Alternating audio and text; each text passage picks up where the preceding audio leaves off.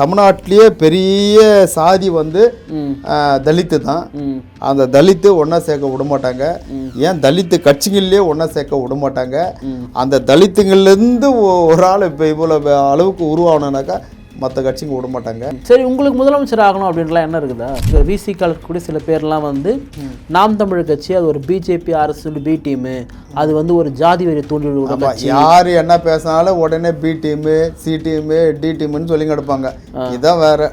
அப்படி இல்லாட்டி என்ன பண்ணுவாங்கன்னா இவங்க சங்கி கூட்டணுவாங்க. இது தவிர வேற எதுவும் தெரியாது அவங்களுக்கு. இதுதான் சொல்லுவாங்க. நான் ஒரு முறை வந்து ஒரு இடத்துல பார்க்கும்பொழுது அண்ணன் சீமான் பக்கத்தில் நீங்கள் ஒரு பேட்டி கொடுத்துருப்பீங்க. அப்போ அண்ணன் சீமான் என்ன சொல்லுவார்னா வந்து நான் ரெடியாக தான் இருக்கிறேன், அண்ணன்லாம் என் கூட இணையணுமான்றது அண்ணன் தான் முடிவு பண்ணணும் அப்படின்னு சொல்லிட்டு சொல்லியிருந்தாரு. வாசம் தான். ஏதாவது ஃபியூச்சரில் வாய்ப்பு இருக்கா சீமான்? சொல்ல முடியாது, இருக்கலாம். உங்களுக்கு ஒரு நெருக்கமான ஒரு நண்பராக தான் இருக்காரா சீமான் அண்ணன்? கண்டிப்பாக. இப்போ உங்களை போன்றவர்கள்லாம் பார்த்தீங்கன்னா ஒரு பெரும் கட்சியோட தலைவராக இருக்கீங்க, சிட்டிங் எம்எல்ஏவாக இருக்கீங்க, உங்களுக்குலாம் ஒரு கன்மேன் கூட கொடுக்காம இருக்காங்களே, என்ன காரணம்? இல்லை, நாங்கள் கேட்டு பார்த்தோம்.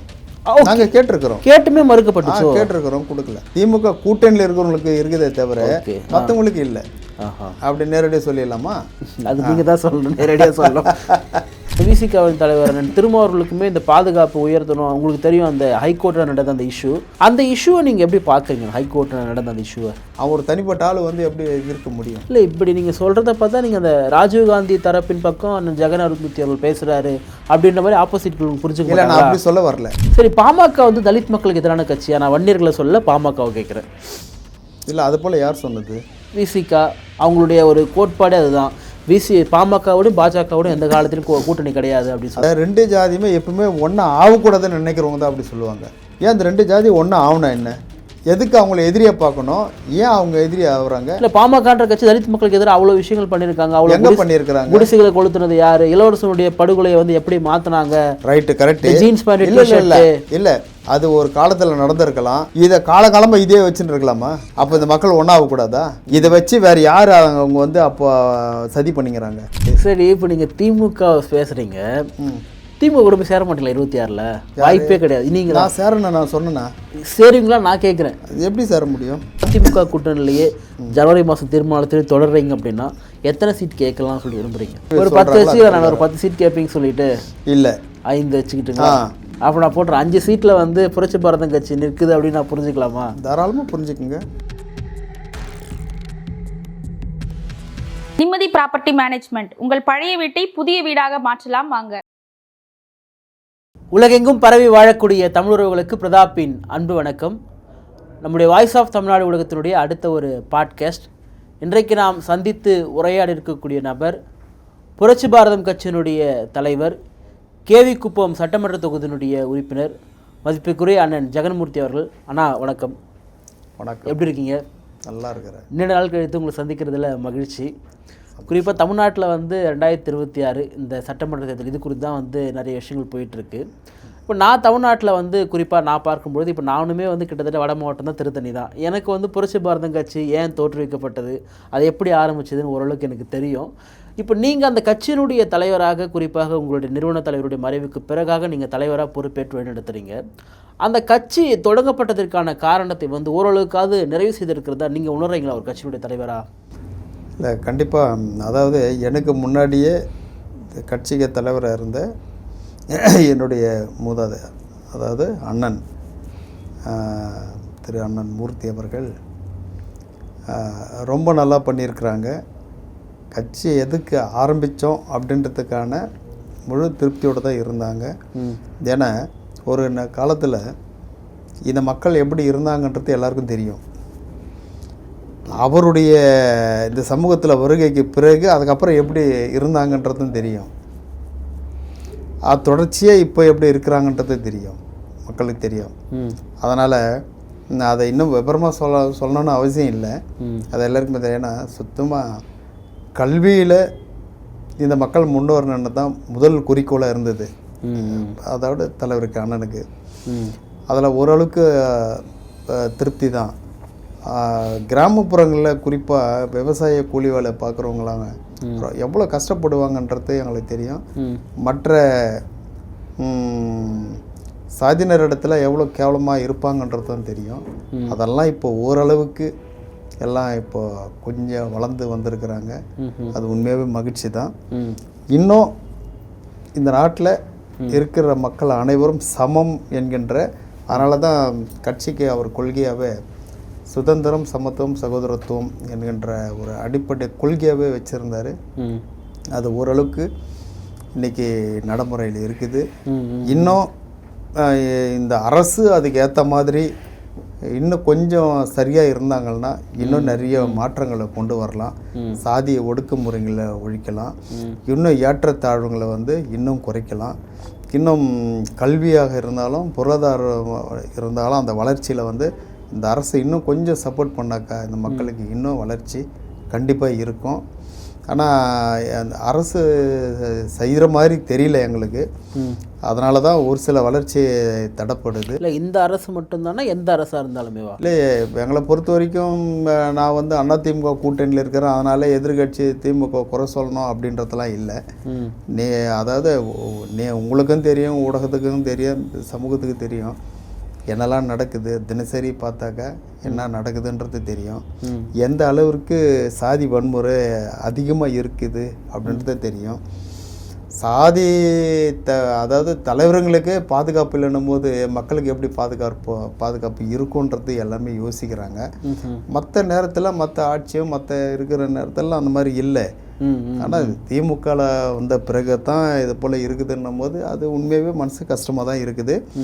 அதனால் எங்களுடைய குறிக்கோள் இன்னும் இந்த தாழ்த்தப்பட்ட, ஒடுக்கப்பட்ட, நசுக்கப்பட்ட அந்த மக்கள் இன்னும் கல்வியில் முன்னேறணும், பொருளாதார ரீதியாக முன்னேறணும், சம அந்தஸ்தோடு இருக்கணும், மற்றவங்களுக்கு நிகராக இருக்கணும்னு தான் நாங்கள் நினைக்கிறோம். அதுதான் விரும்புகிறோம். இப்போ குறிப்பாக தமிழ்நாட்டில் சாதிய கொடுமைகள்லாம் இன்றைக்கும் தென் மாவட்டங்களில் கிட்டத்தட்ட அப்படியே தான் இருக்குது. வட மாவட்டங்களில் அப்படி இல்லைன்னு ஒரு பேச்சு இருக்கு. ஆனால் நீங்கள் திருப்பியும் வந்து சாதிய பிரச்சனைகள்லாம் வட மாவட்டங்களில் இருக்குன்னு சொல்கிறதன் மூலமாக அப்போ மாற்று சமூகத்திற்கும் பட்டியல் சமூகத்திற்கும் எதிரான ஒரு பிரச்சனை இருந்துட்டு இருக்கா? நான் சொல்கிற விஷயமே வந்து வட மாவட்டத்தில் சொல்லவே இல்லை. நான் தென் மாவட்டத்தில் தான் சொல்கிறேன். நான் ஓகே, தென் மாவட்டத்திலையா? தென் மாவட்டத்தில் தான் சொல்கிறேன். நான் வட மாவட்டங்களில் வந்து எப்பாச்சும் ஒன்று அங்கொன்று இங்கொன்றுமா நடக்கும். சுத்தமாக நடக்கலைன்னு சொல்ல முடியாது. அங்கொன்று இங்கொன்றுமா எப்பாச்சும் ஒரு மாதிரி தான் நடக்குது, அடிக்கடி நடக்குதுன்னு சொல்ல முடியாது. ஆனால் இது அதிகமாக நடக்குது வந்து தென் மாவட்டங்களில் தான். அது தொடர்ச்சியாக பார்த்துருப்பீங்க. நாங்களும் தொடர்ச்சியாக எங்கெங்கெல்லாம் இந்த மாதிரி வன்கொடுமை நடக்குதோ அங்கெல்லாம் நாங்களும் தான் போய் பார்க்குறோம். மக்களுக்கு ஆதரவாக இருக்கிறோம், அரசாங்கத்துக்கு கோரிக்கை வைக்கிறோம். இந்த மாதிரி வந்து இந்த மக்கள் திருப்பி, அதாவது யாருக்கு, அதாவது நேரடியாக சொல்கிறேன்னா, கூப்பிட்டு அடித்தா கூட அவங்களுக்கு அடிதான் வாங்க தெரியுமே தவிர திருப்பி அடிக்கணுன்ற எண்ணமும் வராது. அவங்களுக்கு அந்த தைரியமே கிடையாது. அந்த அளவுக்கு அவங்க அந்த எந்த விதத்துலையுமே அந்த தகுதிராத மக்கள் பாவம். இவங்கள போய் எப்படி மனசு வருது இவங்களுக்கு அப்படின்னு தான் நாங்கள். இப்போ நீங்கள் சொல்லக்கூடிய தென் மாவட்டங்களில் நான் வெளிப்படையாக கேட்குறேன். தென் மாவட்டத்தில் வந்து பெரும்பாலும் பார்த்தீங்கன்னா பறைய சமூக மக்களும் இருக்காங்க, தேவேந்திர குல சமூக மக்களும் இருக்காங்க. அங்கே ரெண்டு சமூகங்கள் பார்த்தீங்கன்னா எங்களுக்கு எதிராக வந்து கட்டமைக்கப்படுது. இல்லை, அதாவது பறையர் சமூக மக்களும் தேவேந்திர குல மக்களும் வந்து ஒற்றுமை இல்லை. ஓகே, அங்கே ஒற்றுமை இல்லாத காரணத்தினால தான் வந்து மற்றவங்க ஈஸியாக இவங்களை அட்டாக் பண்ணுறதுக்கும் வழிவாக இருக்குது. இவங்க ஒற்றுமையாகவே இல்லை. அது ஒரு பக்கம். அதே நேரத்தில் பறையர் இன மக்கள் வந்து மைனாரிட்டியாக இருக்கிறாங்க. தென் மாவட்டங்களில் மைனாரிட்டியாக இருக்கிறாங்க. அது ஒரு காரணம். இருந்தாலும் இவங்க வந்து எந்த விதமான பிரச்சனைக்கும் இவங்க எதுக்குமே போக மாட்டாங்க. அப்படி இருந்தும் அது பறையராக இருந்தாலும் தேவேந்திர குல மக்களாக இருந்தாலும், ஆனால் சாதினும் போது அவங்க தாத்தப்பட்டவங்க தான்ன்ற மாதிரி அவங்க மேலே சேர்த்து தானே இந்த ஆமாம் இன்றைக்கி எஸ்சி பிரிவில் தான் இருக்காங்க. எஸ்சி பிரிவில் தான் இருக்காங்க. அதனால் அவங்களுக்கு சேர்ந்து தான் இந்த வன்கொடுமை நடக்குது. அதனால் நாங்கள் வந்து இவங்க வந்து பறையாறு, இவங்க வந்து தேவேந்திரர் அருந்ததின்றதெல்லாம் நாங்கள் பார்க்குறதில்ல. நாங்கள் எஸ்சி எஸ்டின்னும் போது எல்லோரையும் நாங்கள் ஒன்றா தான் பார்க்குறோம். எங்களால் முடிஞ்ச வரைக்கும் அவங்களுக்கு என்ன ஆதரவு தரணும், என்ன உதவி பண்ணணும், என்ன எங்களுடைய இப்போ பாதுகாப்பு தரணுன்றது எல்லாத்தையும் நாங்கள் புரட்சி பாரதம் பண்ணிட்டு தான் இருக்குது. இப்போ வரையும் நாங்கள் வந்து எந்த மூலையில் நடந்தாலும் அந்த இடத்துக்கு நாங்கள் புரட்சி பாரதம் எங்களுடைய நிர்வாகிகளோடு நாங்கள் போய் நிற்கிறோம். அவங்களுக்கு பாதுகாப்பாக அவங்களுக்கு ஆறுதல் கொடுக்குறோம். அதுக்கு அதே நேரத்தில் போயிருந்து அங்கே இருக்கிற அரசாங்கம், அது மாவட்ட ஆட்சியராக இருந்தாலும் இல்லை எஸ்பியாக இருந்தாலும் அவங்களுக்கு பாதுகாப்பு கேட்டு நாங்கள் போய் பேசுகிறோம், சொல்கிறோம். இல்லை நீங்கள் இப்படி சொல்கிறீங்க. ஆனால் தேவேந்திர குல சமூக மக்கள் என்ன சொல்கிறாங்க, நாங்களாம் எஸ்சியே கிடையாது, எங்களையே அந்த பட்டியலில் வச்சுருக்கீங்க, நாங்கள் வெளியே போனோம் அப்படின்னு சொல்கிறாங்க. அதுக்கு நீங்கள் ஆதரவு கொடுக்குறீங்களா, எதிர்க்கிறீங்களா? இல்லை, அதாவது அது வந்து அவங்க அரசாங்கத்தை தான் கேட்கணும். அவங்க அதே நேரத்தில் அந்த மக்களையும் கேட்கணும். தலைவருங்க சொல்லுவாங்க, அந்த மக்கள் சொல்கிறாங்களா அப்படின்றதையும் அதை நம்ம இப்போ என்னுடைய குறைந்தபட்ச எங்களை பார்வை பொறுத்த வரைக்கும் ஆ எஸ்சின்னு போது எஸ்சி பட்டியலில் எத்தனை உட்சாதிகள் இருந்தாலும் அவங்க எஸ்சி, அதே போல் எஸ்டியில் எத்தனை உட்சாதி இருந்தாலும் எஸ்டி தான், எஸ்சி எஸ்டி தான். இந்த எஸ்சி எஸ்டி மக்களுக்கு கண்டிப்பாக எங்களால் முடிஞ்ச வரைக்கும் அவங்களுக்கு ஆறுதலாக இருப்போம், அவங்களுக்கு பாதுகாப்பாக இருப்போம், அவங்களுக்கு உண்டான தேவையான எங்களால் முடிஞ்ச உதவி பண்ணுவோம், இல்லாட்டி அரசாங்கம் மூலியமா கேட்டு வாங்கி. இல்லை அந்த கோரிக்கை நியாயமானதுன்னு நீங்கள் பார்க்குறீங்களா? அந்த எஸ்சி பட்டியலேருந்து வெளியே போகணும்னு சொல்லக்கூடிய அந்த கோரிக்கை நியாயமானதுன்னு பார்க்குறீங்களா? இப்போ என்னுடைய குறைந்தபட்ச பார்வையில் அது தேவையில்லாது நான் நினைக்கிறேன். அது வந்து நான் சொல்ல முடியாது, அதை நான் சொல்ல முடியாது. ஏன்னா அந்த தலைவர்களுக்கு தெரியும் அவங்களுக்கு பின்னாடி இருக்கிற அந்த மக்கள் எப்படி இருக்கிறாங்க. அதாவது எல்லா விதத்திலையும் முன்னேறி இருக்கிறாங்களா? முன்னேறி இருந்தால் தாராளமாக அவங்க போகிறதுல பற்றி ஒன்றும் இல்லை. ஏன்னா இப்போ கூட வந்து உச்சநீதிமன்ற சொல்லியிருக்காரு, கவாய் சொல்லியிருக்காரு. அதாவது எஸ்சி எஸ்டிலே வந்து வளர்ந்த மக்கள் வந்து ரிசர்வேஷன் இடஒதுக்கீடு எதிர்பார்க்கக்கூடாது. அதே நேரத்தில் அரசாங்கமும் கொடுக்காம இருந்தால் நல்லா தான் இருக்கும். அவங்களுக்கு பின்னாடி இருக்கிற இன்னும் மக்களை இன்னும் முன்னேறி வரணும், அவங்களுக்கு கொடுக்கலாமே அப்படின்ற மாதிரி அவருடைய ஒரு கருத்தை சொல்லியிருக்காரு. அது நீங்கள் ஏற்கிறீங்களா? கருத்தை சொல்லியிருக்காரு. அதாவது அவர் சொன்ன கருத்தும் ஓரளவுக்கு, அதாவது இந்த மக்கள் உதாரணத்துக்கு 25% இருக்கிறாங்கன்னா அந்த 25% வந்து முன்னேறிய மக்கள் அதில் 5% இருப்பாங்கன்னு வச்சுக்கோங்களேன். ஓகே, 5% இருப்பாங்க. மீதி 20% வந்து இன்னும் முன்னேறாம தான் இருக்கிறாங்க. இன்னும் கல்வியில முன்னேறல, எந்த விதமான பொருளாதாரத்தில் முன்னேற, இன்னும் குடிசை வீட்டில் தான் இருக்கிறாங்க, இன்னும் விவசாய கூலியாக தான் இருக்கிறாங்க, அடுத்தவங்களை நம்பி தான் இன்னும் பிழைக்கிறாங்க. அந்த மாதிரி இருக்கும்போது அது ஒரு விதத்தில் வந்து நல்ல விஷயம்தான். அது கிரிமினல் அமல்படுத்துறது தப்பு இல்லைன்னு சொல்ல வரேன். இல்லை கிரிமினல் அதுக்காக, அதாவது இதுல வந்து அரசுடைய காழ்ப்புணர்ச்சி இதுல அதிகமாக நாளைக்கு இது என்ன கை வைப்பாங்கன்னா கிரிமினலை பயன்படுத்தணும்னு நினைச்சாக்கா இதுல கண்டிப்பா இது வந்து தேவையில்லாமல் இது அரசு யாரெல்லாம் வந்து பழிவாங்க நினைக்கிறாங்களோ அவங்களாம் சேர்த்து பழி வாங்குவாங்க. அதனால் அது கொண்டு வரக்கூடாது. அதனால் வந்து இப்போ இருக்கிறபடியே இருக்கணும். ஏன்னா இந்த விஷயம் இதே சுப்ரீம் கோர்ட்டில் தான் இந்த சம்பவம் நடந்தது. இந்த சம்பவத்துக்கு பிறகு இந்தியா பூரா கலவரம் நடந்தது. குறிப்பாக தமிழ்நாட்டில் இருக்கிற தலித் அமைப்பு பூரா வந்து பெரிய போராட்டம் நடத்தினாங்க. அந்த போராட்டத்துக்கு வெற்றி கிடைச்சிருக்குது, ரைட்டு. அது வந்து நிரந்தர வெற்றி என்னும் சொல்ல முடியாது. அதனால் எந்த காலத்தில் கிரிமினல் வந்து பயன்படுத்தக்கூடாது. இப்போ குறிப்பாக நீங்கள் ஒன்று சொல்லியிருந்தீங்க, தலித் மக்களுக்கும் பாதுகாப்பு இல்லை, தலித் தலைவர்களுக்கும் பாதுகாப்பு இல்லைன்னு சொல்லிட்டு. தலித் தலைவர்களுக்கு பாதுகாப்பு இல்லை அப்படின்னா நீங்கள் அரசின் மூலமாக உங்களுக்கு பாதுகாப்பு உயர்த்தணும்னு சொல்ல வரீங்களா, இல்லை மாற்று சமூகங்களுக்கு உங்களுக்கு பாதுகாப்பு இல்லைன்னு சொல்ல வரீங்களா? எதை நீங்கள் முன்னிலைப்படுத்துறீங்க? அதாவது ஒவ்வொருத்தரையும் வந்து ரகசிய கண்காணிப்பில் இருக்கிறாங்க காவல்துறை, அரசாங்கம் வச்சிருக்கிறாங்க. எல்லா தலைவர்களும் வந்து நேரடியாகவும் கண்காணிப்பில் இருக்கிறாங்க, ரகசியமாகவும் கண்காணிக்கிறாங்க. என்ன பண்ணுறாங்க, எங்கே போகிறாங்க, என்ன செய்கிறாங்க, அவங்களுடைய ஆக்டிவிட்டீஸ் எல்லாம் பார்க்குறாங்க. அந்த மாதிரி பார்க்கும்போது ஒரு சில தலைவர்களை ஏன் விட்டாங்க? அப்போ அவங்க வந்து அந்த உளவுத்துறை வந்து சரியாக வேலை செய்யலையா, இல்லை சரியாக அவங்க வந்து தகவல் கொடுக்கலையா மேல் அதிகாரிகளுக்கு விட்டாங்க. அதே போல் ஒன்றும் இல்லை, அதாவது ஒரு தலைவர்னு தெரிஞ்சு இன்னொரு கட்சியினுடைய தொண்டர்களை வந்து தாக்குறாங்க, அதுவும் டிஜிபி ஆஃபீஸில் வந்து தாக்குறாங்க. அவர் வந்து இன்றைக்கி இந்த சம்பவத்துக்கு போய் அவர் குண்டாசு போடுறாங்கன்றது வந்து எந்த விதத்தில் நியாயமாக இருக்கும்? அதையும் பார்க்கணும் இல்லையா? அதுக்காக தான் எனக்கு நடந்த ஒரு சில சம்பவங்கள் தெரியும், உங்களுக்கு எல்லாருக்குமே தெரியும். சம்மந்தப்படாது, ஏன்னா அதில் வந்து சம்மந்தப்படுத்தி அதை காவல்துறை வச்சு மிரட்டு, இது எல்லாமே எல்லாருக்குமே தெரியும். இது போலாம் இருக்கும்போது அப்போ சாதாரண தொண்டர்களுக்கு எவ்வளோ பிரச்சனைகள் நடக்கும்? இப்போது எனக்கு தெரிஞ்ச நிறைய இந்துத்துவ கட்சி, கட்சி கூட சொல்ல முடியாது, அது ஒரு லெட்டர் பேட் இயக்கம் தான், யாருமே இருக்க மாட்டாங்க. அந்த உதாரணத்துக்கு இப்போது ஆனால் அர்ஜுன் சம்பத் அண்ணன் கட்சியெலாம் இருக்குது, ரொம்ப சின்ன கட்சி தான், அது யாருமே இருக்க மாட்டாங்களாம். அவருக்கெல்லாம் பார்த்தீங்கன்னா 4 கன்மேன் குத்து வச்சுருக்காங்க. இப்போ உங்களை போன்றவர்கள்லாம் பார்த்தீங்கன்னா ஒரு பெரும் கட்சியோட தலைவராக இருக்கீங்க, சிட்டிங் எம்எல்ஏவாக இருக்கீங்க, உங்களுக்குலாம் ஒரு கன்மேன் கூட கொடுக்காம இருக்காங்களே, என்ன காரணம்? அது நான் என்ன பண்ண முடியும்? இல்லை நீங்கள் இல்லை நாங்கள் கேட்டு பார்த்தோம், நாங்கள் கேட்டிருக்கிறோம், கேட்டுமே மறுக்கப்பட்டுச்சு, கேட்டிருக்கிறோம், கொடுக்கல. ஓஹோ, ஏன்னா நாங்கள் கோரிக்கை வச்சிருக்கிறோம். அதாவது நேரடியாக தலைமை செயலாளர் சீஃப் செக்ரட்டரி அவர்கிட்டயே கொடுத்துருக்குறோம், கடிதம் கொடுத்துருக்கோம். என்ன ரெஸ்பான்ஸ் பண்ணுறாங்க, என்ன சொல்கிறாங்க அதுக்கு? அவரு சீஃப் செக்ரட்டரி என்ன சொல்கிறாருனாக்கா சிஎம் ஆஃபீஸுக்கு அனுப்புகிறேன்றார், அவ்வளோதான். இப்போ எனக்கு கொடுத்த லெட்டரை நாங்கள் அங்கே அனுப்புகிறோம். இப்போ நான் அட்வொகேட்ன்றதால எனக்கு தெரிஞ்ச நிறைய வழக்கறிஞர்களுக்கே பார்த்தீங்கன்னா ஒரு கன்மேன் கொடுத்துருப்பாங்க. ஆனால் ஒரு தலித் லீடர்களுக்கு வந்து கொடுக்க மாட்டாங்க அப்படின்னா அப்போ அந்த அரசுக்குமே பார்த்தீங்கன்னா ஒரு விதமான ஒரு சாதிய கண்ணோட்டம் இருக்காது. இவங்களுக்கெல்லாம் நம்ம ஏன் கொடுக்கணும், எப்படி வேணா போட்டோம் அப்படின்ற மாதிரி. இல்லை, அதை நான் சொல்கிறது மட்டும் நீங்களே சொல்கிறீங்க. இல்லை, எனக்கு அதுதான் ஆச்சரியமா இருக்கு. ஆட்களுக்குலாம் கொடுக்குறாங்க, ஒரு அட்வொகேட்டுக்குலாம் கொடுப்பாங்க கன்மேனு. அதனால கேட்குறேன் நான், இப்போ உங்களுக்குலாம் மறுக்கப்பட்டதான் சொல்கிறது, ஏன் அரசாங்கம் கொடுக்க மாட்டாங்க?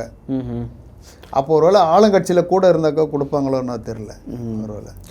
ஏன்னா இப்போ நீங்கள் சொன்னதெல்லாம் நான் கேட்குறேன். நான் விசிகாவின் தலைவர் திருமாவர்களுக்குமே இந்த பாதுகாப்பு உயர்த்தணும். உங்களுக்கு தெரியும் அந்த ஹைகோர்ட்டில் நடந்த அந்த அந்த இஷ்யூவை நீங்கள் எப்படி பார்க்குறீங்க? ஹைகோர்ட்டில் நடந்த அந்த இஷ்யூவை, அந்த இஷ்யூ பொறுத்த வரைக்கும் ஒரே ஒரு அவர் அட்வொகேட்டு, ஒரு நபர் அவர்.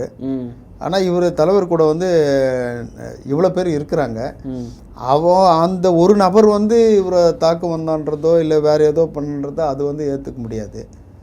ஏன்னா வரும்போது அவர் மட்டும் தனியாக வரல, வரும்போதே புடை சூழ தான் வர்றாரு. அவர் தனிப்பட்ட ஆள் வந்து எப்படி எதிர்க்க முடியும்? இல்லை, இப்படி நீங்கள் சொல்கிறத பார்த்தா நீங்கள் அந்த ராஜீவ்காந்தி தரப்பின் பக்கம் ஜெகன் அருண்மூர்த்தி அவர்கள் பேசுகிறாரு அப்படின்ற மாதிரி ஆப்போசிட்கள் புரிஞ்சுக்க. இல்லை, நான் அப்படி சொல்ல வரல. ஒரு தனிப்பட்ட ஆள் வந்து இவ்வளோ பேரோடு வராரு, அதுவும் ஒரு தலைவர்னு தெரியுது. அப்படிப்பட்ட ஆள் வந்து சண்டை போடுறதுக்கோ இல்லை தாக்கணும்னு நினைக்கிறதுக்கோ இல்லை அட்லீஸ்ட் முறைச்சி பார்க்கறதுக்கு கூட அவருக்கு அந்த எண்ணமும் இருக்காது, அந்த தைரியமும் இருக்காது. என்ன சொல்றது, 1 to 1 தனியாக எங்கன்னா பார்த்தா கூட பரவாயில்ல, ஏதாவது பேசுறதுக்கு வாய்ப்பு இருக்குது. வரும்போதே கும்பலோடு வர்றாரு, அதுவும் பெரிய வாகனத்தில் வர்ற காரில் வர்றாரு. அது அந்த மாதிரி நடக்கிறதுக்கான வாய்ப்பு இல்லை. ஏன்னா நம்ம வந்து அந்த வீடியோ ஃபுட்டேஜ் பார்த்ததுனால சொல்கிறோம். இல்லை, நானும் அதனால தான். அதே நேரத்தில் அவங்க கூட வர்றதும் ஆட்கள் வராங்க, அதுவும் அட்வொகேட்ஸ் தான் வராங்க. அதனால் அந்த சம்பவம் அது போல் வந்து அந்த தனிநபர் வந்து இவரை வந்து தாக்கணும்னு முயற்சி பண்ணார், இல்லை ஏதோ தவறாக பேசினார், அதாவது வேறு வார்த்தைகளால் பேசுகிறாருன்றதுலாம் வந்து அது தெரியல. சரி, இந்த இஷ்யூ வந்து மென்ஷன் பண்ணி அவருக்கு வந்து பாதுகாப்பு உயர்த்தணும், கிட்டத்தட்ட ஒரு எக்ஸ் சட்டு கொடுக்கணுன்றதை விசிகா பல மாவட்டங்களில் போராட்டங்கள்லாம் பண்ணாங்க. நீங்களுமே சொல்கிறீங்க தலித்தர்களுக்கு தமிழ்நாட்டில் பாதுகாப்பு இல்லைன்னு தான் சொல்லிட்டு. ஆனால் குறைந்தபட்சம் திருமாவர்களுக்கு இன்றைக்கி 2 இல்லை, அவங்களால வந்து இவங்களுக்கு அச்சுறுத்தல்ன்றது அந்த மாதிரி எதனா ஒரு நடந்திருந்தால் கண்டிப்பாக அதை நம்மளும் சொல்லலாம், ஏற்றுக்கலாம். அந்த மாதிரி நடக்கலையே. அந்த வீடியோ ஃபுட்டேஜை நல்லா பாருங்களேன். அது மட்டும் கிடையாது, அவரு வந்து எம்பியாக இருக்காரு, அவருக்கு பாதுகாப்பு ஆல்ரெடி கொடுத்துருக்குறாங்க, பாதுகாப்பு இருக்குது. ஆல்ரெடி ஒரு ஜீப்பில் 4 போலீஸு கன்மேனோடு தான் வராங்க. அதுக்கப்புறம் என்ன தெரியல. பட் தலித் தலைவர்களுக்கு பாதுகாப்பு வந்து இல்லைன்னு சொல்கிறீங்க. பட் நான் திரும்ப ஒரு சில பேருக்கு இருக்குது, அதுவும் திமுக கூட்டணியில் இருக்கிறவங்களுக்கு இருக்குதே தவிர மற்றவங்களுக்கு இல்லை. அப்படி நேரடியாக சொல்லிடலாமா? அது நீங்கள் தான் சொல்லணும், நேரடியாக சொல்லலாம். சரி, இப்போ இந்த 26 தேர்தல் நம்ம பார்த்தோம்னா, இப்போ நீங்கள் தொடர்ந்து அதிமுக கூட்டணியில் தான் நீங்கள் இருக்கிறீங்க. அதிமுக கூட்டணியில் தான் நீங்கள் தொடருவீங்க அப்படின்றத நாங்கள் எடுத்துக்கலாமா, இல்லை தொடர மாட்டீங்கன்னு எடுத்துக்கலாமா? அதாவது தொடருவோம் தொடர மாட்டோம் அப்படின்றதெல்லாம் வந்து இப்போ ஜனவரி கடைசியாக தான் எங்கள் கட்சி துவங்கின நாள். ஜனவரி 26 தான் நாங்கள் 1978 தலைவரை துவங்கினது. அந்த டேட்டில் வந்து ஜனவரி 26 நாங்கள் வருஷம் விழா கொண்டாடுறது வழக்கம். ஒரு முறை என்ன பண்ணுவோம்னாக்கா அந்த கூட்டத்திலேயே அப்படியே சேர்த்து பொதுக்குழு நடத்துவோம். அது போல் அந்த டேட்டில் பொதுக்குழு நடக்கிறதுக்கு வாய்ப்பு இருக்குது. அந்த பொதுக்குழு வந்து எல்லோரும் என்ன முடிவு எடுக்கிறாங்களோ அந்த முடிவை நாங்கள் அன்றைக்கி அறிவிப்போம். ஏன்னா கடைசியாக நடந்த பாராளுமன்ற தொகுதியில் பாராளுமன்ற தேர்தலில் உங்களுக்கு வந்து அதிமுக ஒரு சீட் கூட கொடுக்கல. நீங்கள் கேட்டிருந்தீங்க, ஆனாலுமே அவங்க கொடுக்கல. அப்போது அதிமுக நம்மளை வந்து அங்கீகரிக்கல அப்படின்றப்போ ஏன் அங்கே இருக்கணும்? அங்கே இருக்க வேண்டிய அவசியம் ஒன்றும் கிடையாதுன்னு ஒரு கேள்வி வருது இல்லை? இல்லை, அதாவது அந்த நாங்கள் வந்து நீங்கள் வந்து லேட்டாக கேட்டிங்கன்ற மாதிரி ஒன்று சொன்னாங்க. இன்னொன்று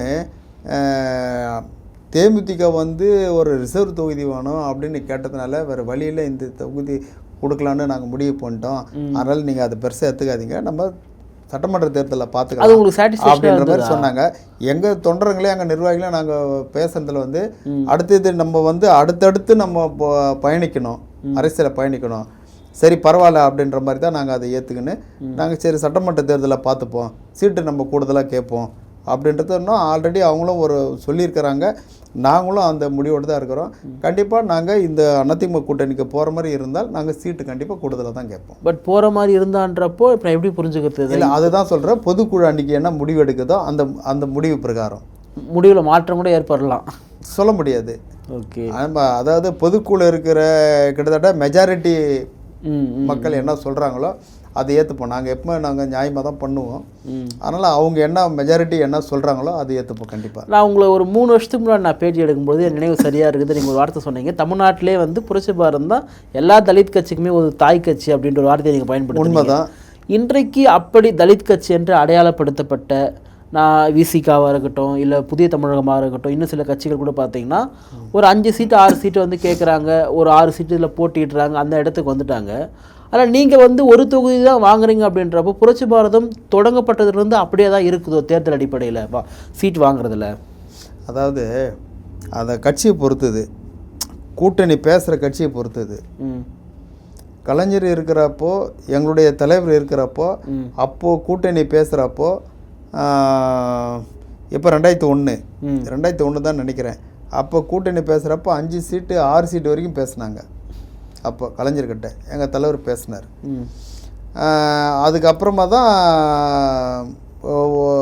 கூடுதலாக சீட்டு அப்போ கேட்டதுனால தான் வந்து அதுக்கப்புறம் அது நின்று போச்சு, கூட்டணி நின்று போச்சு. அதுக்கப்புறம் தனித்து அன்றைக்கி தேர்தலில் போட்டிக்கிட்டாங்க.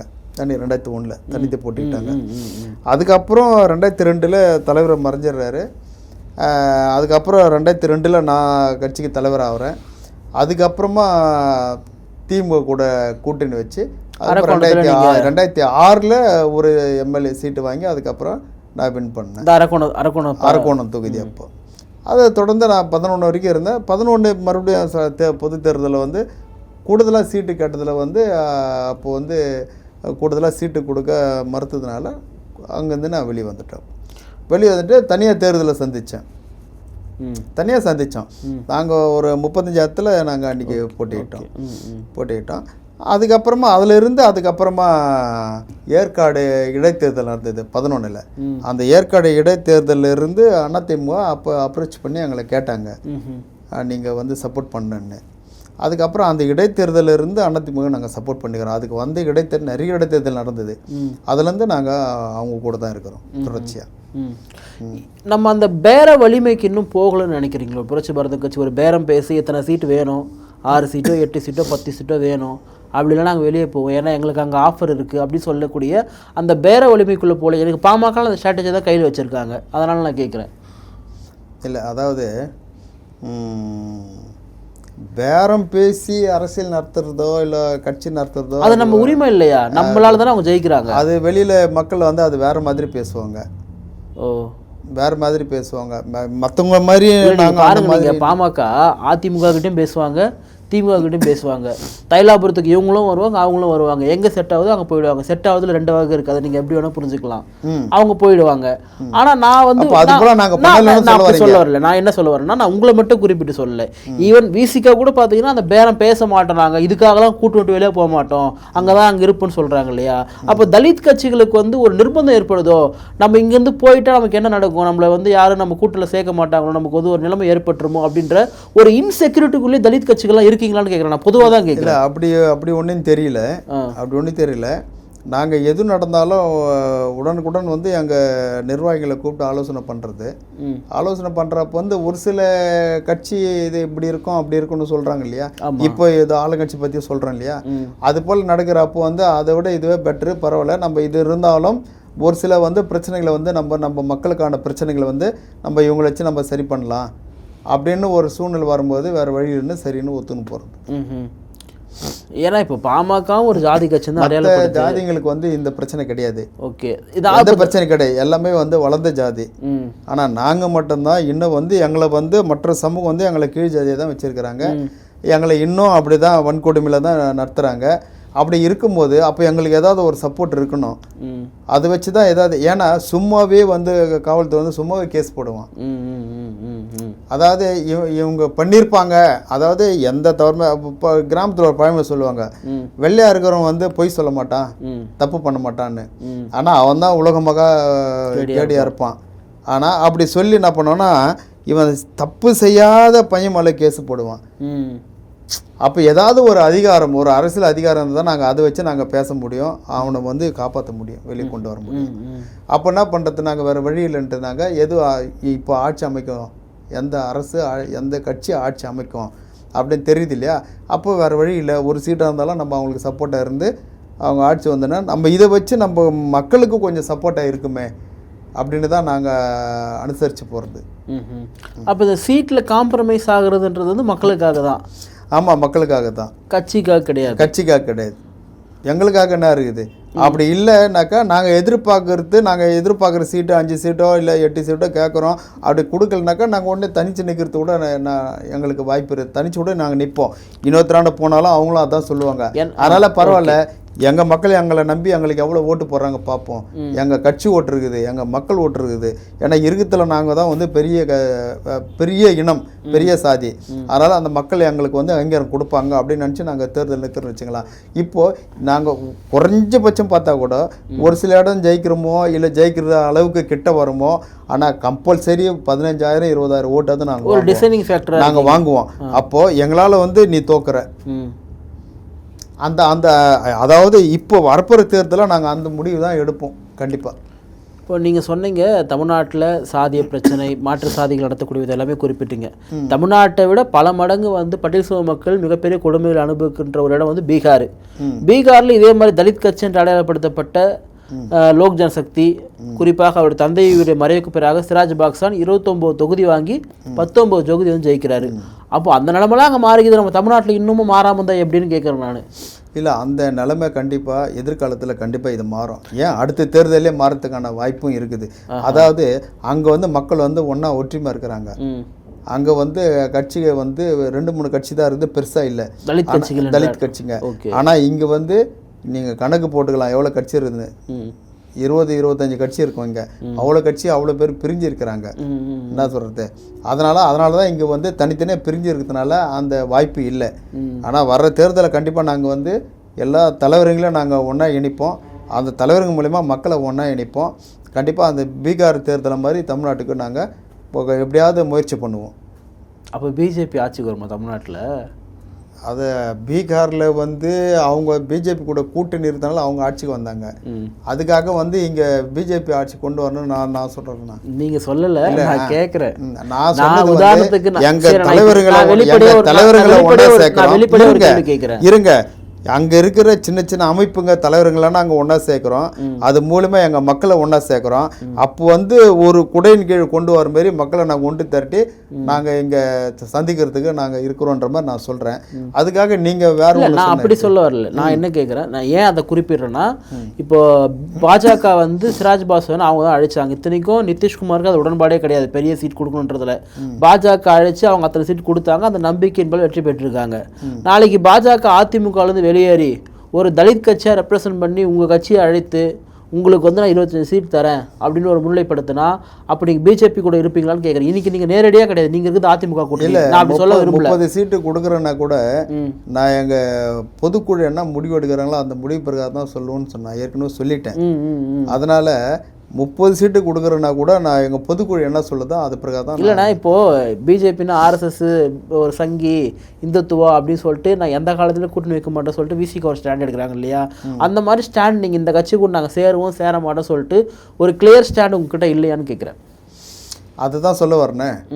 கண்டிப்பாக எங்களோட பொதுக்குழுவில் என்ன ஸ்டாண்ட் எடுக்கிறன்றதை அன்றைக்கி நீங்கள் தெரிஞ்சுக்கோங்க. சரி, பாமக வந்து தலித் மக்களுக்கு எதிரான கட்சியா? நான் வன்னியர்களை சொல்ல பாமகவை கேட்குறேன். இல்லை, அது போல் யார் சொன்னது? விசிகா அவங்களுடைய ஒரு கோட்பாடு அதுதான். பாமகவோடும் பாஜகவோடும் எந்த காலத்திலும் கூட்டணி கிடையாது அப்படின்னு சொல்லி. அதாவது இது 2 ஜாதியுமே உழைக்கிற ஜாதி. ஆமாம், இங்கே தாழ்த்தப்பட்ட மக்களும் வன்னியர் சகோதரர் 2 ஜாதியுமே உழைக்கிற ஜாதி தான். அதனால் 2 ஜாதியுமே எப்பவுமே ஒன்றா ஆகக்கூடாதுன்னு நினைக்கிறவங்க தான் அப்படி சொல்லுவாங்க. ஏன் அந்த 2 ஜாதி ஒன்றா ஆகணும் என்ன? இல்லை, என்னுடைய கேள்வியே பாமக தான் கேட்டேன். வன்னியர் சமூக மக்களை பேசவே இல்லை. ஆமாங்க, வன்னியருங்க வந்து கிட்டத்தட்ட மெஜாரிட்டியாக வந்து பாமக தான் இருக்கிறாங்க. மெஜாரிட்டி மக்கள் வந்து பாமக தான் இருக்கிறாங்க. அப்போ பாமகவும் வன்னியர்ன்றது ஒன்று தானே? அப்படி ஈக்குவல் பண்ணிக்கலாமா? ஆமாம். அப்போ நான் வந்து எல்லா தலித் கட்சிகளுக்குமே வந்து பறையர் சமூக மக்களுடைய ஒட்டுமொத்தமாக நம்பிக்கையும் பெற்ற கட்சி விசிகே தான் சொன்னால் நீங்கள் ஒத்துக்க மாட்டீங்க இல்லையா? அப்படி நான் சொல்லவும் கூடாது இல்லை, ஏன்னா ஒவ்வொரு இடத்துல அமைப்புகள் இருக்குது. அப்போ நம்ம பாமக மட்டும் தான் நான் சொன்னது நீங்கள் நல்லா புரிஞ்சிக்கல. மெஜாரிட்டி மக்கள் அங்கே இருக்கிறாங்கன்னு தான் சொன்னேன். மெஜாரிட்டி மக்கள் அங்கே இருக்கிறாங்க. அது தவிர்த்து மற்ற நிறைய கட்சி வச்சிருக்கிறாங்க. ஏன் திமுக கூத்தா இருக்கிறாங்க, அண்ணா திமுக கூத்தா இருக்கிறாங்க, காங்கிரஸ் இருக்கிறாங்க, பாஜக இருக்கிறாங்க, கம்யூனிஸ்ட்ல இருக்காங்க, எல்லா கட்சியும் தான் இருக்கிறாங்க. நான் சொன்னது இந்த மெஜாரிட்டி மக்கள் அங்கே இருக்கிறாங்கன்னு சொன்னேன். ஸோ இந்த ஒரு விஷயமே பார்த்தீங்கன்னா 2 சமூக மக்களுடைய முரண்களுக்கு தான் அதிகரிக்குன்னு சொல்ல வரீங்களா? விசிகா பாமக வந்து கூட்டணி கிடையாது, அவங்க எப்பவுமே எதிரி தான் சொல்லக்கூடிய ஸ்டேட்மெண்ட்டு 2 சமூக மக்கள். இல்லை, நான் என்ன கேட்குறேன்னா, ஏன் எதிரி? எதுக்கு அவங்கள எதிரியை பார்க்கணும்? ஏன் அவங்க எதிரி ஆகுறாங்க? இல்லை பாமகன்ற கட்சி தலித் மக்களுக்கு எதிராக அவ்வளோ விஷயங்கள் பண்ணியிருக்காங்க. எங்க பண்ணியிருக்கிறாங்க? குடிசைகளை கொளுத்துனது யாரு? இளவரசனுடைய படுகொலையை வந்து எப்படி மாத்தினாங்க? Right, correct. ஜீன்ஸ் இல்ல அது ஒரு காலத்துல நடந்திருக்கலாம், ஒரு காலத்துல நடந்திருக்கலாம். ஒரு சில இந்த சைடுல இருந்து நடந்த தவறுனால அவங்க அந்த மாதிரி சொல்லியிருக்கலாம். இதை காலகாலமா இதே வச்சுட்டு இருக்கலாமா? அப்போ இந்த மக்கள் ஒன்றாக கூடாதா? இல்லை கண்டிப்பாக இல்லை, அது கொஞ்சம் யோசனை பண்ணுங்களேன். அப்போ இவங்க சண்டை போட்டுக்கினே இருக்கணுமா? அது சொல்லுங்க. அப்போ இவங்க சண்டை போட்டுக்கினே இருக்கணும், இவங்க ஒன்றா ஆகக்கூடாது. இதை வச்சு வேறு யார் அவங்க வந்து அப்போ சதி பண்ணிக்கிறாங்க? இவங்களை ஒன்றா கூட்டாக்க இது வேறு மாதிரி நடக்கும், இவங்க ஒன்றேவா ஆகக்கூடாது, அதுக்கு யார் சொன்னால் அது சரியாக இருக்கும் அந்த கட்சியோட அப்படின்னு அவங்கள வச்சு சொல்கிறாங்களா? அதுதானே. நம்ம 2 பேரும் சண்டை போட்டுக்கிறோங்க, நீ வேற நான் வேறங்க, நம்ம 2 பேரும் சண்டை. அப்போ கடைசி வரைக்கும் நம்ம சண்டை போட்டுக்கினே தான் இருக்கணுமா? நம்ம 2 பேருமா நம்மளுடைய பிள்ளைங்க வந்து படிக்கக்கூடாதா? நம்ம பிள்ளைங்க ஒரு அரசாங்க உத்தியோகத்துக்கு வரக்கூடாதா? இல்லை ஒரு நல்ல ஒரு வசதி வாய்ப்போட வாழக்கூடாதா? அப்போது நம்ம சண்டை போட்டே இருந்தால் இது எதுவுமே நடக்காது. அப்போ நம்ம ஒன்றா இதெல்லாம் நடக்கும். அப்போ நம்மளை ஒன்றா ஆகக்கூடாதுன்றதுக்கு இன்னொருத்தர் நினைக்கிறார். ஏன் இதுக்கு நம்ம பலியாகணும்? இன்னொருத்தர்னா யாரை சொல்ல வரீங்க? யார் ஒன்றாலும் இருக்கலாம். அது இல்லை இன்னொருத்தர்னா இப்போ நான் ஒரு யார் ஒன்றாலும் இருக்கலாம். இல்லை ஒரு முறை அண்ணன் ஜான் பாண்டியன் கிட்ட நான் பேசும்போது என்ன சொன்னார்னா, இந்த தலித் கட்சிகளோ இல்லை மற்ற கட்சிகளோ ஜாதியாக பிரிஞ்சதுக்கு காரணமே வந்து திமுக தான், திரு கருணாநிதி சூழ்ச்சி தான் அதெல்லாம் பண்ணுறது, திராவிட கட்சிகள் தான் 2 ஜாதி சண்டை போட்டு விரும்புவாங்கன்னு சொல்லிட்டு திமுக மேலே அலிகேஷன் வைக்கிறாங்க. அந்த மாதிரி நீங்களும் அவங்க அலிகேஷன் திமுக மேலே தான் வைக்கிறீங்களான்னு கேட்குறேன். இல்லை, நான் அந்த மாதிரி நேராக சொல்லலைங்க. நான் சொல்லலை. அது யாருக்குன்னு எல்லாருக்குமே தெரியும். யார் பண்ணுறாங்கன்றது மற்றவங்க எல்லாருக்குமே அது உங்களுக்கும் தெரியும். அதை நான் சொல்லணும்னு அவசியம் இல்லை, நீங்கள் தெரிஞ்சுக்குங்க. இப்போ நான் வந்து இப்போ நிறைய தலித் தலைவர்கள் தோன்றினாலுமே கூட அவங்க ஒரு கட்டத்துக்கு மேலே தங்களை வந்து பொதுவான தலைவர்கள், நாங்கள் தமிழர்களுக்கான தலைவர்கள் சொல்லிட்டு போய் நிற்கிறாங்க. எங்களை நீங்கள் ஒரு பழையருக்கான தலைவர், தலித்துக்கான தலைவர்லாம் சுருக்காதீங்க, நாங்கள் எல்லாருக்குமான கட்சி அப்படின்னு சொல்கிறாங்க. நீங்கள் உங்களை எல்லாருக்குமான கட்சியாக பார்க்குறீங்களா, இல்லை வந்து பட்டியல் சமூக மக்களுக்கான தலைவராக நீங்கள் உங்களை நினைக்கிறீங்களா? இல்லை, நாங்கள் வந்து பட்டியல் சமூக மக்களுக்கு தலைவராக தான் நாங்கள் செயல்படுறோம். பட்டியல் சமூக மக்களுக்காக தான் நாங்கள் பாடுபடுறோம். ஏன்னா இருக்கத்திலேயே நாட்டிலேயே வந்து மிக மிக மிக மிக பின்தங்கி இருக்குது அவங்க தான். இன்னும் பட்டியல் சமூக மக்கள் தான் இன்னும் பின்தங்கி தான் இருக்கிறாங்க. ஓரளவுக்கு இந்த சென்னை சுற்றி இருக்கிற இடத்துல வந்து ஓரளவுக்கு கொஞ்சம் வளர்ந்துருக்கலாம். இதை தாண்டி நீங்கள் போனீங்கன்னா எவ்வளோ கேவலமாக இருக்கிறாங்கன்றது எங்களுக்கு தான் தெரியும். நாங்கள் ஒவ்வொரு மாவட்டமும் சுற்றுப்பயணம் போகிறதில்ல. அப்போ உங்களை ஒரு சாதிக்கான தலைவர்னு சொல்லும்பொழுது அது உங்களை சுருக்கிற மாதிரி இல்லையா? உங்களை ஒரு குறிப்பிட்ட வட்டத்துக்குள்ளே அடைக்கிற மாதிரி இல்லையா? இல்லை, பரவாயில்லன்றேன் நான். அப்படி நான் ஒன்றா சார்னா ஒரு சாதினா ஒரு சாதிக்கு தலைவர்னு நான் சொல்லவே இல்லை. SC ST பட்டியல் இன மக்கள். ஓகே, அதை பார்த்துங்க, எத்தனை ஜாதி இருக்குது? 76 சாதி SC மட்டுமே இருக்குது. ஆமாம், அந்த பட்டியலின மக்களுக்கு தான் நாங்கள் வந்து உதவியாக இருக்கிறோம். அவங்களுடைய வளர்ச்சிக்கு நாங்கள் வந்து ஒரு கருவியாக இருக்கிறோம். நான் சொல்கிறேன், அதெல்லாம் அந்த மக்களுடைய வழிகாட்டியாக நாங்கள் இருக்கிறோம். அவ்வளோதான். உங்களுக்கு இந்த தமிழர்களுக்கான தலைவர் நான் திராவிட தலைவன் அப்படிலாம் உங்களுக்கு சொல்ல வேண்டிய அவசியம் இல்லை. திராவிட தலைவர்ன்றதுக்கோ தமிழின தலைவர்ன்றதுக்கோ என்ன வந்துட்டு போகுது? அப்போ இது திராவிட வேற இவங்க வேற தான் நாங்கள் நினைக்கிறோம். சரி, நீங்கள் திராவிடனுக்கு முன்னாடி அப்போ நாங்கள் தானே. அப்படி பார்க்க போனாக்கா இந்த திராவிடனுக்கு முன்னாடி நாங்கள் தானே, ஆதி திராவிடம்லாம் நாங்கள். நீங்கள் திராவிடம் என்ற அந்த கான்செப்ட்லாம் ஏற்றுக்கிறீங்களா? திராவிட சித்தாந்தம், நாமெல்லாம் திராவிட சித்தாந்தம்லாம் ஏற்றுக்கினாங்க நம்ம வளரவே முடியாது. இன்னும் இப்படி தாங்க இருக்கணும். அதெல்லாம் ஏற்றுக்கவும் முடியாதுங்க. சரி, நான் ஒரு முறை வந்து ஒரு இடத்துல பார்க்கும்பொழுது அண்ணன் சீமான் பக்கத்தில் நீங்கள் ஒரு பேட்டி கொடுத்துருப்பீங்க. அப்போ அண்ணன் சீமான் என்ன சொல்லுவார்னா வந்து, நான் ரெடியாக தான் இருக்கிறேன், அண்ணன்லாம் என் கூட இணையணுமான்றது அண்ணன் தான் முடிவு பண்ணணும் அப்படி சொல்லிட்டு சொல்லியிருந்தாரு. வாஸ்தவம் தான். ஏதாவது ஃபியூச்சரில் வாய்ப்பு இருக்கா சீமான்? சொல்ல முடியாது. இருக்கலாம், சொல்ல முடியாது. இப்போ நாம் தமிழருடைய அரசியல் என்பது இங்கே இருக்கக்கூடிய திராவிட கட்சிகளுக்கு எதிரான அரசியலாக இருக்குது. கிட்டத்தட்ட தமிழர்களுக்கான அரசியல் பேசுகிறாங்க. எனக்கு ஒரு பிடிச்ச விஷயம், அந்த கட்சியில் வந்து பொது தொகுதியில் வந்து பட்டியல் சமூகத்தில் வந்து நிற்க வைக்கக்கூடிய முக்கியமான விஷயத்தெல்லாம் பண்ணுறாரு. அந்த கட்சியை பற்றி நீங்கள் என்ன நினைக்கிறீங்க? அவங்களுடைய வளர்ச்சியை பற்றியோ இல்லை அவங்களுடைய சித்தாந்தங்கள் பற்றியோ, அண்ணன் சீமாவோட செயல்பாடு பற்றியோ என்ன நினைக்கிறீங்க? அவங்களுடைய கொள்கையோ இல்லை அவங்களுடைய சித்தாந்தமோ அவங்க என்ன நினைக்கிறாங்க அது சரியாக செய்கிறாங்க. சரியாக தான் செய்கிறாங்க. அதில் உண்மையாகவே அதில் வந்து நம்ம பாராட்ட வேண்டிய ஒரு சூழ்நிலை தான் இருக்கிறோம். அது ஒன்றும் தப்பு கிடையாது. அவருடைய கொள்கையை அவர் பறைச்சாட்டுறாரு, அவருடைய கொள்கையை ஏற்றுக்குன்னு வாங்கன்றாரு. என் கொள்கையை நீ ஏற்றுட்டு தான் இந்த அமைப்புக்கு வா, எல்லாம் பரவாயில்லன்றாரு. அது ஒன்றும் தப்பு இல்லையே. இப்போது என்னென்னா இப்போ குறிப்பாக நான் வெளிப்படையாக விசிகால் இருக்கக்கூடிய சில பேர்லாம் வந்து நாம் தமிழர் கட்சி அது ஒரு பிஜேபி அரசு பி டீமு, அது வந்து ஒரு ஜாதி வெறி தூண்டிவிட கட்சி. யார் என்ன பேசினாலும் உடனே B team C team D டீமுன்னு சொல்லி கிடப்பாங்க.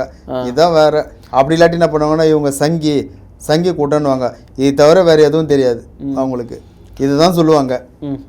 சாதி பெருமையெல்லாம் வளர்க்குறாங்க அப்படின்னு சொல்லிட்டு ஒரு ஸ்டேட்மெண்ட் வைக்கிறாங்க. நீங்கள் அப்படி நாம் தமிழ் கட்சியை பார்க்கலையா? இல்லை, அந்த மாதிரி நாங்கள் எங்களுடைய பார்வையில் அப்படி தெரியல. உங்களுக்கு ஒரு நெருக்கமான ஒரு நண்பராக தான் இருக்காரா சீமான் அண்ணன்? இருக்கலாம். எப்படி புரிஞ்சு இருக்கிறாரான்னு கேட்குறேன். கண்டிப்பாக. ஆஹா. ஏங்க அவர் மட்டும் கிடையாதுங்க, நாட்டில் எல்லாருமே தான் நம்மளுக்கு சகோதரர்களாக இருக்கிறாங்க, நண்பர்களாக இருக்கிறாங்க. அவர் ஒரு இயக்கம் நடத்துறாரு, ஒரு நல்ல மனிதர். அவர் ஏன் நமக்கு வந்து ஒரு நண்பராகவோ இல்லை ஒரு சகோதராகவோ ஏன் இருக்கக்கூடாது? இனிமே வந்து அவர் ஒரு ஒன்றுமே இராமல் ஒரு சாதாரண ஆள் வந்து ஒரு அமைப்பை திடீர்னு உருவாக்கி அதுலேருந்து இவ்வளோ தூரம் வளர்ந்துருக்கிறாருன்னா நம்ம பாராட்டி தானே ஆகணும். இன்றைக்கி சாதாரணமாக வந்து இன்றைக்கி வந்து அவருடைய வாங்கின வாக்கு வங்கி வச்சு இன்றைக்கி வந்து அவர் வந்து கட்சி வந்து இந்த அளவுக்கு கொண்டு வந்திருக்காருல, நம்ம பாராட்டி தானே ஆகணும், பெருமை தானே படணும். விஜயுடைய அரசியல் வருகையும் அவருடைய செயல்பாடுகளையும் நீங்கள் எப்படி பார்க்குறீங்க? ஏன்னா ஆரம்பத்தில் நீங்கள் வரவேற்றீங்க, ரெண்டாவது ஒன்று சொன்னீங்க விஜய் நிச்சயமாக அரசியலுக்கு வருவார்னு சொன்ன முதல் நீங்கள் தான் நான் பார்த்தேன். நான் உண்மைதான், முன்னாடி அரசியலுக்கு முன்னாடி இல்லை உண்மைதான். அவர் என்ன சொல்ல வர்றாருனாக்கா, இவ்வளோ காலம் நான் வந்து அதாவது கூர்ந்து கவனிச்சதில் இல்லை ஆய்வு பண்ணதில் யாருமே வந்து முழுமையாக இந்த மக்களுக்கான ஒரு நல்ல கட்சியாகவும் நல்ல தலைவராகவும் இல்லை. இது அவருடைய கருத்து. ஓகே, இல்லை, அதனால் நான் ஒரு கட்சி ஆரம்பிக்கிறேன், அந்த கட்சி மூலமா தமிழ்நாட்டுக்கு இந்த மக்களுக்கு நான் ஏதாவது ஒரு நல்லது செய்யணும்னு நான் நினைக்கிறேன் அப்படின்னு சொல்லி தான் கட்சி ஆரம்பிச்சிருக்காரு. கட்சிக்கு பேரே வந்து ஆரம்பத்தில் வெற்றினே வருது, வெற்றி கழகன்னு. அதை பார்த்து அப்புறம் கூட யாருன்னா வச்சுருப்பாங்கன்னு வச்சுங்களேன், வெற்றி கழகன்னு வருது. அந்த வெற்றி கழகத்து மூலிமா அந்த மக்களுக்கு வந்து நம்ம ஏதாவது செய்யணும், இதை தமிழ்நாட்டை வந்து ஒரு நல்ல வளர்ச்சி பாதையில் கொண்டு வரணும். அதாவது அந்த லஞ்ச லாவண்யெல்லாம் இல்லாமல் நேரடியாக மக்களுக்கு போய் நேரடியாக சேர்கிற அளவுக்கு நம்ம வந்து ஒரு புது அரசியலை உருவாக்கணும்னு அவருடைய அவருடைய கருத்து, அவருடைய கொள்கை. அது ஒரு நல்ல விஷயம் தானே, வரட்டுமே. இல்லை, குறிப்பாக ஒரு நாட்டில் ஜனநாயக நாடு, இந்த நாட்டில் யார் வேணாலும் கட்சி ஆரம்பிக்கலாம், யார் வேணாலும் தலைவராக வரலாம், யார் வேணாலும் மக்கள் யாரை அங்கீகரிக்கிறாங்களோ அவங்க நாட்டை ஆண்டு போகிறாங்க. இல்லை, திரு விஜய் அவர்களுடைய கட்சிக்கு வந்து கொள்கையும் கிடையாது, அவங்களுக்கு ஒரு அரசியல் அறிவுமே கிடையாது. கிட்டத்தட்ட அவங்கள தற்கூரிகள்னு சொல்கிறாங்க. அதுக்கு விஜய் அவர்களே ஆதங்கப்பட்டு எங்களெல்லாம் ஏன் தற்கூரிகள்னு சொல்கிறீங்கன்னு சொல்லிட்டு பேசியிருந்தார். ஒரு கொள்கை இல்லாத ஒரு கூட்டம் ஒரு மாஸ் கேதரிங்காக உருவாகிறது அரசியலுக்கு ஆபத்து தானே? இல்லை, கொள்கை இல்லாத கூட்டம், அதுக்கப்புறம் என்ன சொன்னீங்க, ரசிகர்கள் தற்கூரிகளா ஏதோ சொல்கிறீங்க இல்லையா? இதெல்லாம் மக்களுக்கு தெரியாதா? பாமர மக்கள், படிக்காத மக்கள் அங்கே போகிறாங்க, எல்லாம் படித்தவங்க தான் போகிறாங்க, படித்தவங்க தான் இருக்கிறாங்க. ஐஆர்எஸ் படித்தவங்க கூட ஐஏஎஸ்க்கு ஈக்குவலாக இருக்கிறவங்க கூட போயிருக்கிறாங்க, டாக்டருங்க போயிருக்கிறாங்க, எம்பிஎஸ்சி படித்தவங்க போயிருக்காங்க, இன்ஜினியரிங் போயிருக்கிறாங்க, அட்வொகேட்டுங்க ஏகப்பட்ட பேர் போயிருக்கிறாங்க. இவங்களாம் படித்தவங்க தானே, அவங்களுக்கு தெரியாதா இவர்கிட்ட எந்த கொள்கையும் இல்லை, இவர் என்ன பண்ணுவார், இவர் என்ன செய்வார், இவரை நம்பி நம்ம ஏன் போகிறோம் அப்படின்னு அவங்களுக்கு தெரியாதா? ரசிகர் கூட்டம் தான் அதை நம்ம இல்லைன்னு மறுக்க. இவங்களாம் ரசிகருங்களா? யாரு போயிருக்கிற அத்தனை வழக்கறிஞர்கள் சில பேர் இருக்கிறாங்க, அப்படி கிடையாது. அதாவது இவர் ஏதாவது ஒன்று செய்வார், நல்லது செய்வார், ஒரு புது ரத்தம் பாயிற மாதிரி ஒரு இளைஞர் ஒரு கட்சி ஒன்று வரட்டுமே அப்படின்னு அவங்க நினைக்கிறாங்க, அவங்க கட்சிக்காரங்க. அதில் என்ன தப்பு? அதாவது இந்த நாட்டில் ஜனநாயக நாட்டில் யார் வேணாலும் கட்சி ஆரம்பிக்கலாம், யார் வேணாலும் வந்து மக்கள் ஏற்றுனாலும் ஆட்சிக்கு வரலாம். ஏன் நீயோ நானும் ஏன் அவர் வரக்கூடாதுன்னு ஏன் நினைக்கிறோம்? நினைக்கல. ஆமா, அதுதான் அதுக்கு அர்த்தம் என்ன? ஆரம்பத்திலே இந்த மாதிரி அவரை டிஸ்டர்ப் பண்ணாக்க அவர் ஆஃப் ஆயிடுவாரு. இப்ப நம்ம ரஜினி ஆஃப் ஆயிட்டார் இல்லையா? ஆமா, அந்த மாதிரி ஆயிடுவாருன்னு அப்படின்னு நினைக்கிறது எந்த விதத்துல நியாயமா இருக்கும்? இப்ப கரூர் போன இன்சிடென்ட்லாம் குறிப்பிட்டு இத்தனை பேருடைய சாவுக்கு காரணமானவங்க அவங்க அது குறைந்தபட்சம் ஒரு குற்ற உடைச்ச கூட உண்மைதான். நான் அந்த 40 பேர் குடும்பமும் அவர் வந்து ஏற்றுக்கூடாது. உன்னால தான் என் பையன் செத்தான், இல்லை என் வீட்டுக்காரர் செத்தான், இல்லை என் அண்ணன் செத்தான், இல்லை என் தம்பி செத்தான், யாரோ, அதனால் உன் கட்சியை நாங்கள் ஏற்றுக்க மாட்டோம், நீ என் ஊருக்கு வந்தால் நாங்கள் உன்னை பார்க்க மாட்டோம் எங்கள் மக்கள் இவ்வளோ பேர் செத்துக்கிறாங்க, யாருமே உன்னுடைய கட்சியே வேணாயா சொல்லணும்ல. அப்படியே தப்பித்தவறி நீ ஏதாவது என் குடும்பத்துக்கு உதவி பண்ணுற மாதிரி இருந்தாலும் நீ கொடுக்குற உதவி எனக்கு தேவைன்னு சொல்லணும்ல. அவர் கரூருக்கே வரல, ஆனால் அவர் இருக்கிற இடத்துக்கு அந்த 40 குடும்பம் அங்கே போனாங்க. போனாங்க, அவர் ஏதோ ஒரு உதவி பண்ணுறாரு அந்த குடும்பத்துக்கு, அதை ஏற்றுக்கிறாங்க. அப்போ என்ன நினைக்கிறாங்க, இவரால் பிரச்சனை இல்லை, இவர் இவர் வந்ததுனால நம்ம புள்ளிக்கு எந்த பிரச்சனை நடக்கலை, கூட்டத்தில் ஏதோ நடந்தது, என்ன நடந்தது நாட்டுக்கு தெரியும், இந்த மக்களுக்கு தெரியும். அதுக்காக நம்ம இவரை போய் குற்றம் சொல்ல முடியாது. அதனால் இவரை நாங்கள் ஏற்றுக்கிறோம் அப்படின்றாங்க அந்த 40 குடும்பம். விஜய் மேலே ஒரு பெரிய ஒரு அதிருப்தி இல்லைன்றீங்க? இல்லை, நம்பிக்கை இருக்குது. அவர் பேரில் அதிருப்தி கிடையாது, ஆனால் நம்பிக்கை இருக்குது. இப்போ நீங்கள் அதிமுக கூட்டணியில் தான் இருக்கிறீங்க. இன்றைக்கும் நோக்கன்றது திமுகவை வந்து ஆட்சியிலிருந்து வெளியேற்றிட்டு இன்னொரு ஆட்சி வரணும், அதிமுக ஆட்சி வரணுன்றதான் விருப்பமாக இருக்கும் கூட்டணி நீங்கள் தொடர்றதுனால. அப்படி இருக்கும்பொழுது இந்த கூட்டணிக்கு வந்து விஜய் போன்ற ஒருத்தர் வந்து வலு சேர்க்க வருவது தான் நியாயமாக இருக்கும். அவர் வந்து நான் முதலமைச்சர் ஆக போகிறேன், எனக்கெல்லாம் ஓட்டு போடுங்கன்னு சொன்னால் அது வேஸ்ட்டாக தானே ஆகும்னு சொல்கிறாங்க. இல்லை, அது அவருடைய கருத்துங்க, யாரும் வந்து வலியுறுத்த முடியாது. அதாவது நீங்கள் அழைக்கிறீங்களா அவர் அதிமுக கோரிக்கை வைக்கலாம், அதிமுக தான் கோரிக்கை வைக்கணும், இல்லை வேற ஏதாவது இல்லை நம்ம ஒன்றா சேர்ந்து தேர்தல் சந்திப்போன்னு. மற்றபடி நீ வந்து தான் ஆகணும்னு சொல்ல முடியாது, கட்டாயம் படுத்த முடியாது, அது அவருடைய விருப்பம். அவர் என்ன முடிவு, அவர் என்ன நினைக்கிறாரோ அதுதான் நான் செய்ய முடியும். நான் கூட்டணி நீங்கள் வாங்கன்னு நான் சொல்ல முடியாதுங்க. நான் அதை கூட்டணிக்கு தலைமை யாரோ அவங்க தான் சொல்லணும். இல்லை, நீங்களுமே விருப்பப்படுறீங்களான்னு கேட்குறேன். அந்த மாதிரி ஒரு நபர்கள்லாம் வந்தால் நல்லது. எதிர்காலத்தில் திமுக இல்லாமல் ஒரு ஆட்சி அமைக்கலாம் தான் சொல்கிறது. திமுக இருந்தாக்கா பட்டியல் நம்மளுக்கு பாதுகாப்பு இல்லைன்றது எல்லாருக்கும் தெரியுது. சரி, இப்போ நீங்கள் திமுக பேசுகிறீங்க, திமுக கூட போய் சேர மாட்டீங்களா 26ல்? வாய்ப்பே கிடையாது. நீங்கள் நான் சேரணும் நான் சொன்னேன்னா சேருவீங்களா நான் கேட்குறேன். அது எப்படி சேர முடியும்? நாளைக்கு அவங்க வந்து வாங்க உங்களுக்கு ஒரு சீட்டு இவ்வளோ அதிகரித்து தரோம், நான் இப்படி ஒரு கற்பனைக்காக கேட்குறேன். நாளைக்கு பாமக திமுக வருது, விசிக வெளியே போகுது, அப்போ புரட்சி பாரத்துக்கு அழைப்பு இருக்கிறாங்க, போவீங்களா போக மாட்டீங்களா திமுக? நான் இப்போ மறுபடியும் சொல்கிறேன், ஆரம்பம் தான் அதான் சொல்லினுக்கிறேன். என்ன சொல்கிறது, ஜனவரி மாதம் தான் பொதுக்குழு என்ன சொல்கிறாங்களோ அது பிரகாரம் தான் நாங்கள் முடிவு எடுப்போம். தமிழ்நாட்டில் கொஞ்ச நாளுக்கு முன்னாடி ஒரு பேசுபொருள் வந்துச்சு. தமிழ்நாட்டில் வந்து ஒரு தலித் முதலமைச்சர் ஆக முடியுமா முடியாதான்றப்போ பாஜக போன்றவர்கள் வந்து ஆகணும், அதெல்லாம் ஆக முடியும், நாங்கள்லாம் ஆக்கியிருக்கோன்னு சொன்னாங்க. தமிழ்நாட்டில் தலித் கட்சி அறியப்பட்ட அண்ணன் விசிகாவின் தலைவர் திருமாவர்களே வந்து தமிழ்நாட்டில் எந்த காலத்திலும் ஒரு தலித் முதலமைச்சர் அதற்கான வாய்ப்புகள்லாம் இப்போ இல்லவே இல்லை சொல்லி தீர்த்து சொல்லிட்டாரு.